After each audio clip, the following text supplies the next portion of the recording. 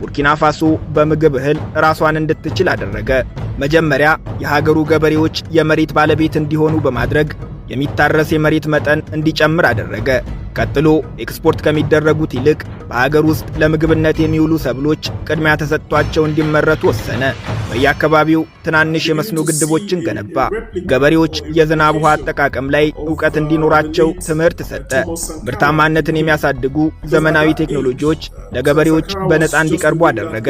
በዚህም ምርት ሲጨምር ምርታማነትም በእጥፍ አደገ። የተመረተው ምርት እንዳይባክንም ዘመናዊ የማከማቻ ቴክኖሎጂዎችን አስገነባ። ዋና ከተማዋ ዋጋዱጉ ምርት ከሚመረትባቸው ግዛቶች ጋር በባቡርና በመንገድ መሰረተ ልማት እንድትገናኝ አደረገ። ይህም ገበሬዎች ምርታቸውን በቀላሉ ወደ ከተማ ልከው ጥሩ ገቢ እንዲያገኙ፣ ከተሜዎችም ያለ ችግር ትኩስ ምርት ሸምተው እንዲመገቡ አስቻለ።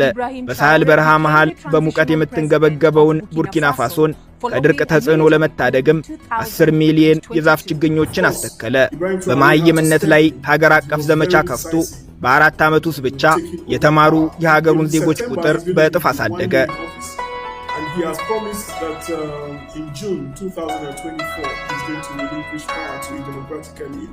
የሳንካራን ዱካ እየተከተለ የሚረግጠው ትራውሬም ባለፉት 2 ዓመታት እንደታየው የሳንካራን አቋም ቃል በቃል እየደገመ ትግበራውንም እግር በእግር ተያይዞታል። ትራውሬ ልክ እንደ ሳንካራ ሁሉ ለቃሉ ታማኝ ነው። በወሬ ጮቤ አስረግጦ በተግባር ሌላ ሲፈጽም አይገኝም። ስልጣን ላይ በቆየባቸው 2 ዓመታት ብቻ ከህዝቡ ፍቅር፣ ከአፍሪካውያን ክብር፣ ከዓለም ባንክም ኢኮኖሚውን ስለማሻሻላቸው ምስክርነት የተሰጠባቸውን በርካታ የልማት ሥራዎች ከውኗል። ግብርናን ማዘመን፣ የተፈጥሮ ሀብትን ለሀገር እድገት መጠቀምና ኢንዱስትሪን ማስፋፋት ቀዳሚዎቹ ናቸው። የቡርኪና ፋሶን ኢኮኖሚ በመደገፍ በኩል ከተፈጥሮ ሀብት ወርቅ፣ ከግብርና ደግሞ ማሽላ፣ ሩዝ፣ ቲማቲምና ጥጥ የአንበሳውን ድርሻ ይዛሉ። ወርቅ የቡርኪና ፋሶ ኢኮኖሚ የጀርባ አጥንት ነው። ሀገሪቱም በአፍሪካ በወርቅ ምርታቸው ከሚታወቁ 5ቱ ሀገራት መካከል አንዷ ናት።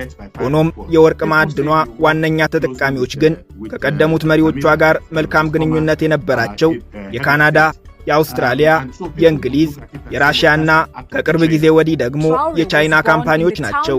ማንም ሕዝቤን እወዳለሁ፣ ሀገሬን እቀይራለሁ የሚል መሪ ቀዳሚ ተግባሩ የሀገሩን የተፈጥሮ ሀብቶች በአግባቡ ተጠቅሞ ሀገሩ የምትለማበትን፣ ሕዝቡም በፍትሃዊነት የሚጠቀምበትን ውጤታማ መንገድ መፈለግ ነው።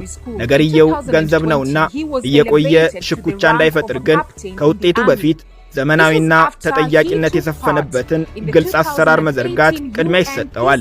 ሆኖም በአፍሪካ ሀገራት መሪ